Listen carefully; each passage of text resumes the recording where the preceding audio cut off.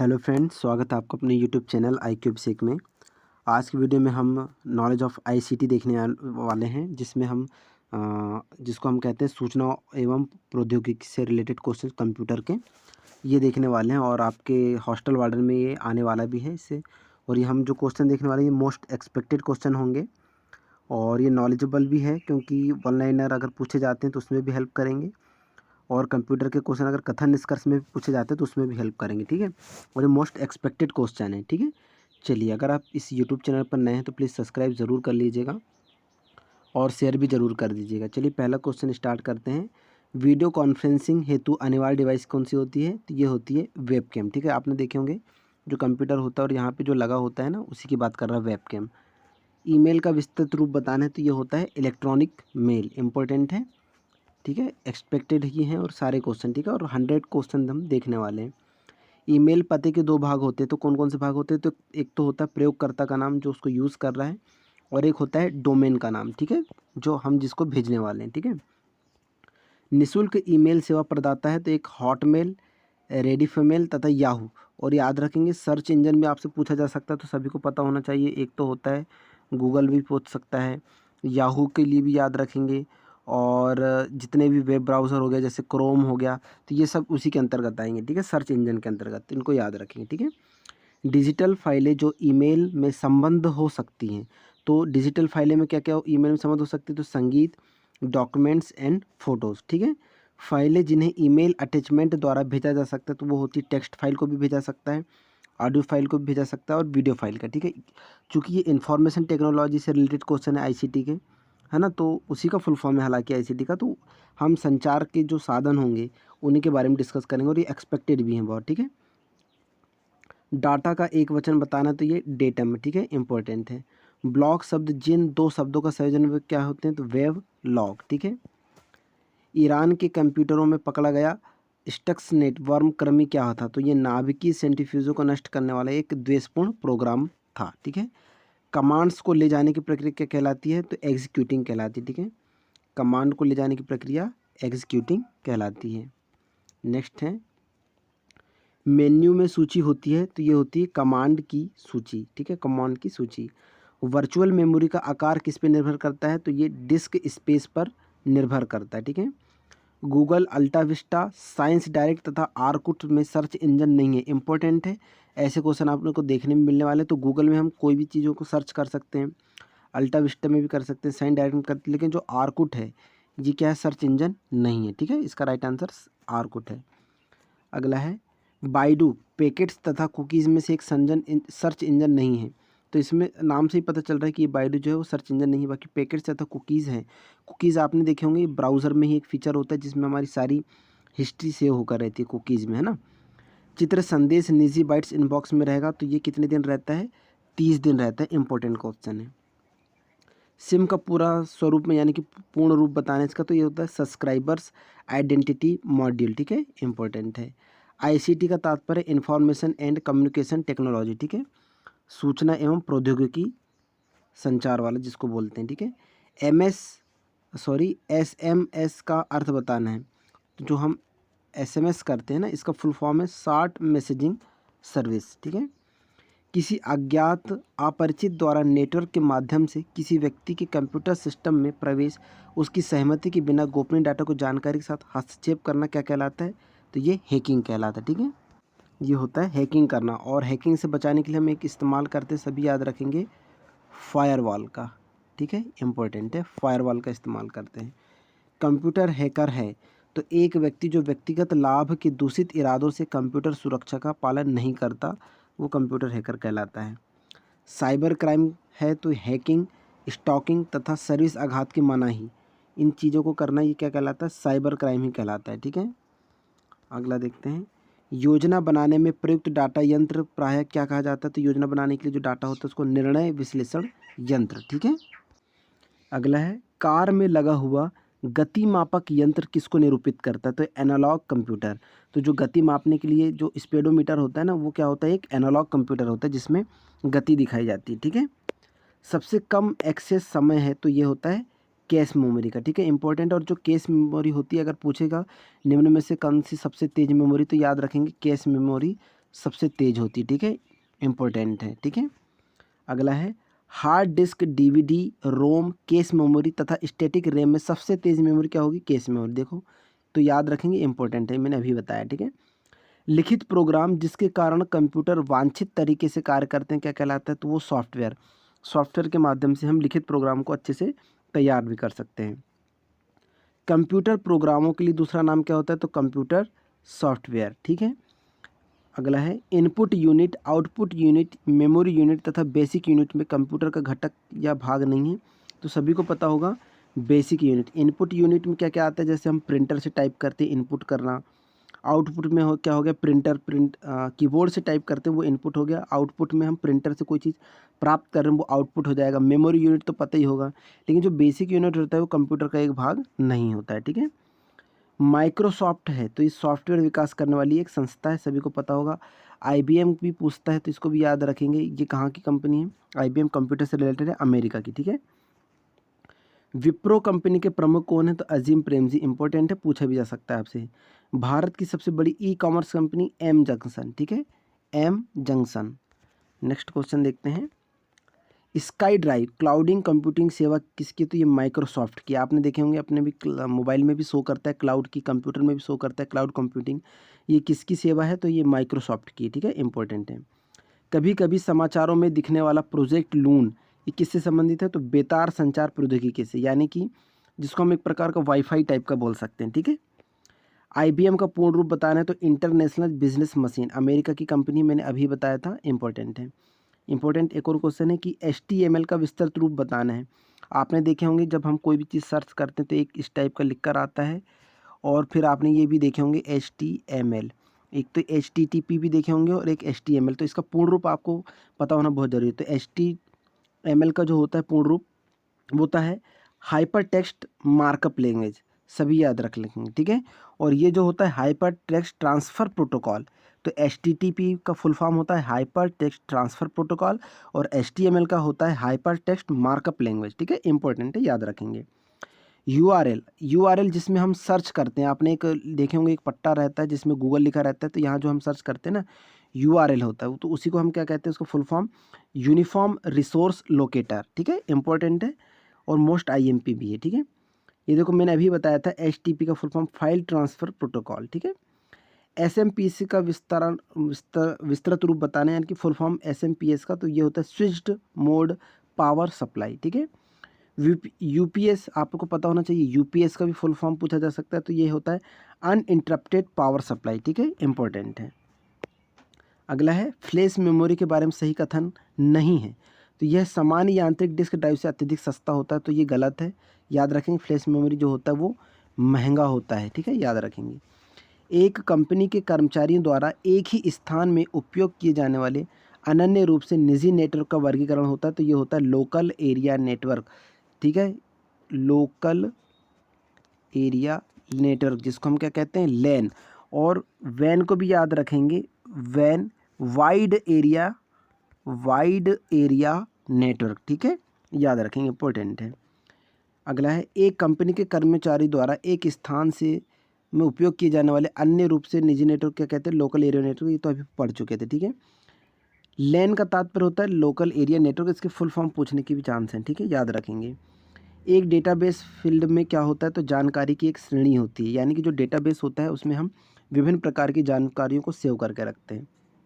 अगला है कंप्यूटर के संदर्भ में ALU, बहुत इंपॉर्टेंट है। ALU जो होता है कंप्यूटर में गणितीय संक्रियाएं जो करते हैं उनमें इसकी मुख्य भूमिका होती है, जैसे जोड़ गुणा करना आपको पता होना चाहिए। स्प्रेडशीट हो गया या माइक्रो में एक्सेल हो गया, इनमें जो हम गणितीय संक्रियाएं करते हैं उनमें ALU की मुख्य भूमिका होती है। और ALU का ही जो फुल फॉर्म पूछा जा सकता है तो वो होता है अर्थमेटिक लॉजिक यूनिट, ठीक है, arithmetic logic unit. Next question है कंप्यूटर शब्दकोश में CD अक्षरों का प्रयोग किया जाता है, पता होगा आपको, CD रोम या CD रैम, इस टाइप के क्वेश्चन जो पूछे, तो ये जो CD है वो क्या होता है? तो कॉम्पैक्ट डिस्क कहलाता है, इसका फुल फॉर्म क्या होता है? Compact disc. बाकी रोम का आपको पता होना चाहिए, ROM, रोम का होता है रीड ओनली मेमोरी, और रैम का होता है रीड एक्सेस मेमोरी, ठीक है, इंपॉर्टेंट है। नेक्स्ट देखते हैं वर्ल्ड वाइड वेब, यानी कि जो WWW होता है इसी का फुल फॉर्म है वर्ल्ड वाइड वेब, पहुंचा जा सकता है तो HTTP के प्रोटोकॉल द्वारा पहुंचा जा सकता है। इसको अभी हमने पढ़े थे, HTTP का पूरा नाम क्या होता है? Hyper text transfer protocol, important है। अगला है कंप्यूटर हार्डवेयर जो आंकड़ों की बहुत अधिक मात्रा का भंडारण कर सकता है, वो क्या कहलाता है? तो चुंबकीय टेप एवं डिस्क, ठीक है, याद रखेंगे। अधिक भंडारण करना कहने का मतलब हम इसमें बहुत सारी चीज़ों को सेव कर सकते हैं, वीडियो हो, इमेजेस हो या अन्य फाइलें हो, तो ये सभी को हम सेव करके रख सकते हैं बहुत अधिक मात्रा में। वो कौन सा होता है? वो क्या कहलाता है? चुंबकीय टेप एवं डिस्क कहलाती है, ठीक है। अगला है प्रिंटर, कंपाइलर, माउस तथा कीबोर्ड में से कंप्यूटर हार्डवेयर नहीं है, तो वो है कंपाइलर। अब समझते हैं कि जो कंप्यूटर हार्डवेयर और सॉफ्टवेयर समझते हैं, ठीक है। सॉफ्टवेयर में इसको शॉर्ट में लिख लेता हूँ, ठीक है। तो हार्डवेयर मतलब भौतिक बनावट कंप्यूटर की, जैसे कीबोर्ड हो गया जिसको हम छू सकते हैं, CPU हो गया हम इसको छू सकते हैं, प्रिंटर हो गया जिसको हम छू सकते हैं, लेकिन जो सॉफ्टवेयर हम उनको छू नहीं सकते। तो वही कह रहा है कि प्रिंटर, कंपाइलर, माउस तथा कीबोर्ड में कंप्यूटर हार्डवेयर नहीं है। तो कंपाइलर एक हार्डवेयर नहीं, बाकी प्रिंटर को हम छू सकते हैं, माउस को भी हम पकड़ सकते हैं, कीबोर्ड को भी हम पकड़ सकते हैं, टाइपिंग कर सकते हैं, लेकिन कंपाइलर तो अंदर होता है, एक भाषा से रिलेटेड है ये तो कंपाइलर क्या हो जाएगा? इसमें हार्डवेयर नहीं है, इसको हम छू नहीं सकते, ठीक है। समझ गए होंगे हार्डवेयर और सॉफ्टवेयर, ठीक है, पूछ सकता है ये आपसे। नेक्स्ट है चुंबकीय टेप प्रिंटर असेंबलर तथा CRT में से हार्डवेयर नहीं है, तो असेंबलर एक भाषा के अंतर्गत ही आते, याद रखेंगे। माउस, प्रिंटर, मॉनिटर तथा एक्सेल में हार्डवेयर नहीं है, तो एक्सेल नहीं है, ठीक है। मैंने अभी बताया था एक्सेल में प्रेजेंटेशन बनाने का या डाटा से रिलेटेड वर्क किए जाते हैं। तो हार्डवेयर और सॉफ्टवेयर मैंने पहचान बता दिया हूँ, तो अब जो भी क्वेश्चन बनेंगे वो आपको बन जाना चाहिए, ठीक है। ट्रांजिस्टर, इंटीग्रेटेड सर्किट, कंपाइलर तथा आंकड़े प्रविष्टि में युक्ति में सॉफ्टवेयर क्या होता है? तो ये कंपाइलर होता है। इनमें से जो कंपाइलर होता है उन्हीं में आंकड़े को प्रयुक्त किया जाता है, ठीक है। कंप्यूटर के मस्तिष्क को क्या कहते हैं? हम CPU कहते हैं, और CPU का फुल फॉर्म ही पूछ सकता है, सेंट्रल प्रोसेसिंग यूनिट, ठीक है, याद रखेंगे, इंपॉर्टेंट भी है। नेक्स्ट क्वेश्चन है प्रिंटर की कीबोर्ड, माउस तथा प्रचालन तंत्र में से एक यंत्र सामग्री नहीं है, तो ये होता है प्रचालन तंत्र, ठीक है। अगला है इंडेक्स होल संबंधित है, तो ये है फ्लॉपी डिस्क से। IRQ6 समानता दिया जाता है, तो फ्लॉपी ड्राइव कंट्रोल को यह दिया जाता है। नेक्स्ट देखते हैं कंप्यूटर के बेसिक फंक्शन को प्रोग्रामिंग नियंत्रित करता है, इसको हम क्या कहते हैं? ऑपरेटिंग सिस्टम, ठीक है, याद रखेंगे OS, ऑपरेटिंग सिस्टम। कंप्यूटर का सबसे महत्वपूर्ण भाग क्या होता है? तो CPU, ठीक है। CPU का तात्पर्य क्या हो गया? सेंट्रल प्रोसेसिंग यूनिट, ये अभी हमने पढ़ चुके हैं। नेक्स्ट देखते हैं वह सॉफ्टवेयर जो शब्द संसाधन में प्रयोग किया जाता है, तो वो होता है पेज मेकर, वर्ड स्टार तथा MS word. Word processing, spreadsheet और फोटो एडिटिंग का उदाहरण होते हैं, तो एप्लीकेशन सॉफ्टवेयर के, ठीक है। एप्लीकेशन सॉफ्टवेयर में ही इन चीज़ों का इस्तेमाल किया जाता है। माइक्रोसॉफ्ट वर्ड किसका उदाहरण है? तो एक एप्लीकेशन सॉफ्टवेयर का ही उदाहरण है। MS वर्ड प्रयोग किया जाता है, तो पद्यांश डाटा संशोधन हेतु, डाटा को संशोधित करने के लिए MS वर्ड का इस्तेमाल किया जाता है। वर्ड डॉक्यूमेंट, वीडियो या MP3 किसका प्रकार होता है? तो ये फाइल के प्रकार होते हैं। MP3 किससे पता है? म्यूज़िक से रिलेटेड है, इसको याद रखेंगे, ठीक है, म्यूज़िक से। तीसरी पीढ़ी संगणक का मुख्य इलेक्ट्रॉनिक अवयव क्या था? तो ये समेकित परिपथ था। अच्छा, यहाँ से एक चीज़ याद रखेंगे कि जब प्रथम पीढ़ी में किस प्रकार के कंप्यूटर थे? तो वैक्यूम ट्यूब के थे, याद रखेंगे, ये पूछ सकता है, इंपॉर्टेंट है, वैक्यूम ट्यूब के, ठीक है, प्रथम पीढ़ी के कंप्यूटरों में। आधुनिक कंप्यूटर का लघु रूपकरण संभव किसमें हो सकता है? तो समाकलित परिपथ चिप्स के प्रयोग से। ये जो चिप्स कह रहे हैं ना, ये डिस्क की बात कर रहा है, ठीक है। कंप्यूटर में उपयोग आने वाली IC चिप्स किसकी बनी होती हैं? ये चिप्स नहीं, चिप होना चाहिए, ठीक है, चिप। IC चिप किसकी बनी होती है? सिलिकॉन की। सिलिकॉन एक कैसा होता है? तो अर्धचालक होता है, और जो IC चिप्स होती है वो सिलिकॉन यानी कि अर्धचालक से ही बनी होती है। इंटीग्रेटेड सर्किट यानी कि IC का ये फुल फॉर्म है, चिप पर किसकी परत लगाई जाती है? तो सिलिकॉन की, ठीक है। नेक्स्ट है एकीकृत परिपथ में प्रयुक्त अर्धचालक चिप किसकी बनी होती है? सिलिकॉन की। एक नवीनतम पदार्थ जिसका कंप्यूटर चिप के उत्पादन में प्रयोग हो रहा है, तो वो होता है सिलिकॉन, और ये अर्धचालक है, इंपॉर्टेंट है। ये देखो, ये सेमीकंडक्टर मतलब अर्धचालक को एक कहलाता है, ठीक है।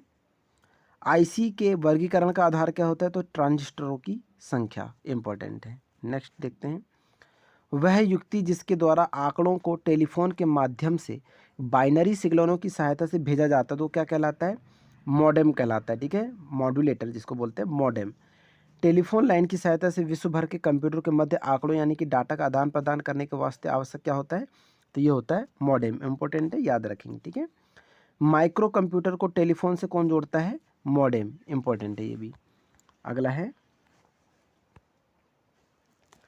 ऐसी युक्ति जो आंकड़ों को आवेगों में परिवर्तित करती है तथा उन्हें टर्मिनल से कंप्यूटर और कंप्यूटर से टर्मिनल को टेलीफोन लाइन पर संप्रेषित कहलाती है, तो वो होता है मॉडेम ही कहलाता है। ठीक है, मॉडेम एक हार्डवेयर युक्ति है जो जोड़ती है तो टेलीफोन लाइन और कंप्यूटर को। ठीक है, इंपॉर्टेंट है, पूछ सकते हैं आपसे। मॉडेम एक हार्डवेयर युक्ति है, ये भी याद रखेंगे। और एक किसको किसको जोड़ता है? तो टेलीफोन लाइन को और कंप्यूटर को यह जोड़ता है। ठीक है, अगला क्वेश्चन है, रोम मेमोरी है तो केवल पढ़ने के लिए, याद रखेंगे, केवल लर्न के लिए। ठीक है, पढ़ने के लिए। सेलेरोन और पेंटियम और क्रोम कोर क्रम प्रारूप हैं किसके हैं? तो ये कंप्यूटर प्रोसेसर के हैं। ठीक है, कंप्यूटर की स्थायी स्मृति को क्या कहते हैं? हम रोम कहते हैं, याद रखेंगे, रोम। और रैम, इनके बारे में एक चीज़ और याद रखेंगे कि जो रैम होती है ये अस्थायी मेमोरी होती है। ठीक है, अस्थायी यानी कि जैसे ही बिजली चली जाती है तो इसका जो डाटा रहता है वो नष्ट हो जाता है, ये अस्थायी कहलाती है। ठीक है, अस्थायी। लेकिन जो रोम होता है ये नॉन वोलेटाइल, यानी कि बिजली जाने के बाद भी इसके जो डाटा होता है वो नष्ट नहीं होता, यानी कि ये जो रोम होता है ये स्थायी होता है। ठीक है, इसको याद रखेंगे, इंपॉर्टेंट है। नेक्स्ट है, स्मृति में आंकड़ों की स्थिति को विशेष रूप से व्यक्त करने का साधन होता है एड्रेस, यानी कि उसका पता। सीडी रोम का पूर्ण रूप होता है तो compact disc read only memory. Computer के संदर्भ में रैम का फुल फॉर्म अभी हमने पढ़ चुके हैं, रैंडम एक्सेस मेमोरी होता है। ठीक है, अगला है, कंप्यूटर की पावर बंद करने पर जिस शॉर्ट टर्म मेमोरी का डाटा स्वतः खत्म हो जाता है, ये मैंने अभी बताया था, ये क्या होता है? रैम। इसलिए रैम जो होता है वो अस्थायी मेमोरी होती है। ठीक है, drum, plane, platter, CRT monitor, earphones, digital camera में से आउटपुट युक्ति नहीं है। तो मैंने बताया था कि सीधा सा याद रखना है, जो कंप्यूटर से हम प्राप्त कर रहे हैं वो आउटपुट होगा।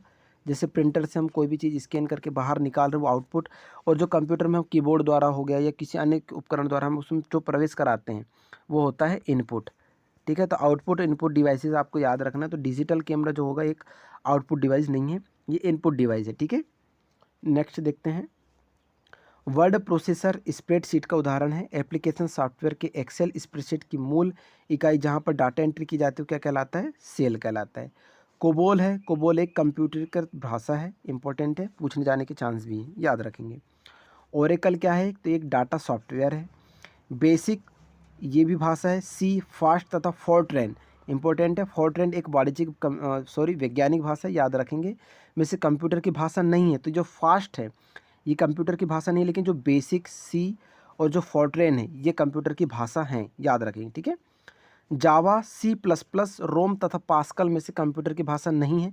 तो जो रोम होता है ना, ये तो एक मेमोरी है ना, तो रोम तो एक भाषा नहीं हो सकती, बाकी जावा, सी प्लस प्लस और पास्कल ये कंप्यूटर की एक भाषा है, याद रखेंगे। ठीक है, बेसिक, सी प्लस प्लस, जावा तथा पेंट ब्रश में कंप्यूटर की भाषा नहीं है, तो ये जो पेंट ब्रश है ये कंप्यूटर की भाषा नहीं है, बाकी ये तीनों कंप्यूटर की भाषा हैं।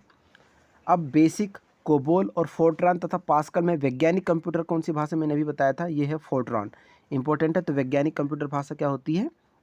फोर्ट्रान होती है। बेसिक है तो एक प्रोसीजरल भाषा होती है, ठीक है, याद रखेंगे, इंपॉर्टेंट है। असेंबलर का कार्य क्या होता है? तो असेंबली भाषा को यंत्र भाषा में परिवर्तित करना का ये असेंबलर का कार्य होता है।